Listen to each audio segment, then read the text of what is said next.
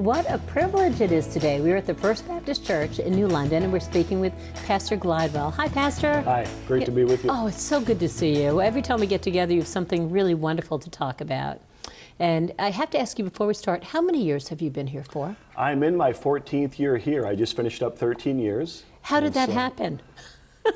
You tell me. You blink of an eye, right? Blink of an eye. Yes. Our kids are growing up, and it's all happening really, really fast. In a wonderful community. Yeah, right? absolutely. It really is. My wife and I, we didn't even know what we were getting coming here, but how blessed we all are. Well, we're right? blessed to have you. And you have been continuing this wonderful, wonderful event that happens right at the Christmas season. Tell us about it for those of us who are new to it. Yeah, that's right. So our annual Lessons and Carols service here at the First Baptist Church, and we invite other churches to be a part of it. We call it, it's one of our ecumenical services that we do every year, and that's one of them, the Lessons and Carols service.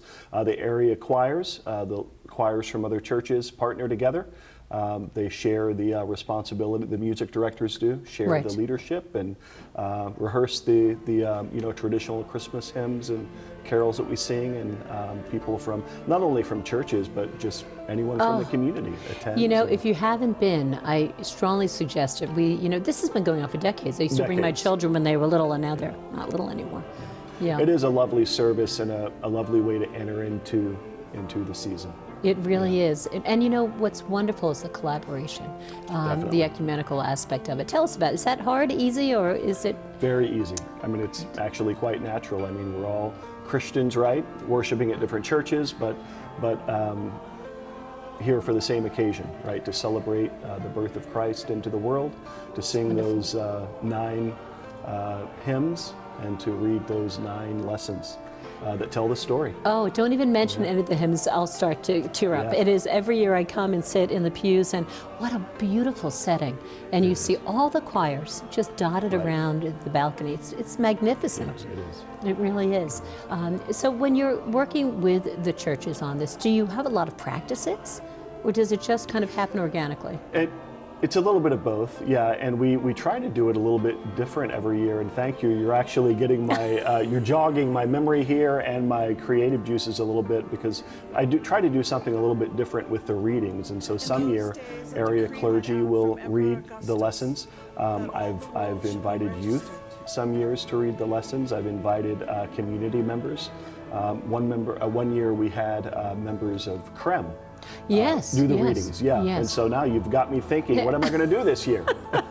and that's really just the way to do it. I mean, it is, you're heading right into the season, right? Something that is just wonderful is the bell choir. Absolutely. Oh, how often do they perform? They, that's a good question. I would say that they perform in our church services maybe 5, 6, 7 times a year. Oh, it's wonderful. And they are a part of our Lessons and Carols service as well. Oh, that is just great. And I have to tell you, I was watching, it's on YouTube, of course, now. So we attended and sit here, and for those of us who've been a little nervous during COVID, and I say post-COVID, though it still has made its presence known, it's on YouTube. It is. And the Chronicle was actually gracious enough to video it last year. Yes. Did a fantastic job, and I heard a comment, interestingly, this week about that. I think Yankee Chronicle came up, and they filmed the Lessons and Carols service last year, and it's still up, and so. But there's nothing like attending in person. Very true. It really is. It does really get you ready. What do you want people to be thinking about as we enter the season this year? What's your message? What's significant to you, Pastor? There's always hope, and that's what the Christmas season reminds us of. There's always hope. And Lessons and Carols, as I say, is a wonderful introduction into that frame of mind. Sure. And I love that, a message. It's a simple word. It is. The simplest things are the best. It really is. That's what's true, and so we have to remember that. Yeah. Oh, that's wonderful, and a great message for all of us today. Okay, before we wrap it up, tell us the message that you'd like to send about the church, anything coming up you'd like us to pay attention to?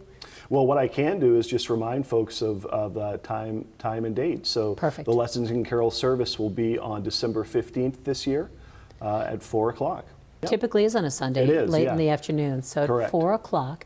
Okay, so Right. we'll make our plans to head over and be attend the gathered here to service. worship. And Pastor, 14 years, I'm still Yeah. in shock. I remember when you were new, right? And now not as new anymore. That's Right. Old? Is that what you Yeah, meant? no, no, Old? no, no, just that other thing, the opposite of old. Right, right. Pastor, thank you so much for joining us. We wish you a joyous holiday season. God bless you. Thank you. Thank you, Laura and Charles. What a great way to refocus on the season.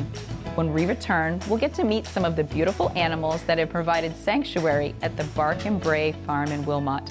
But first, these words from another local business that has yours and our interests at hand.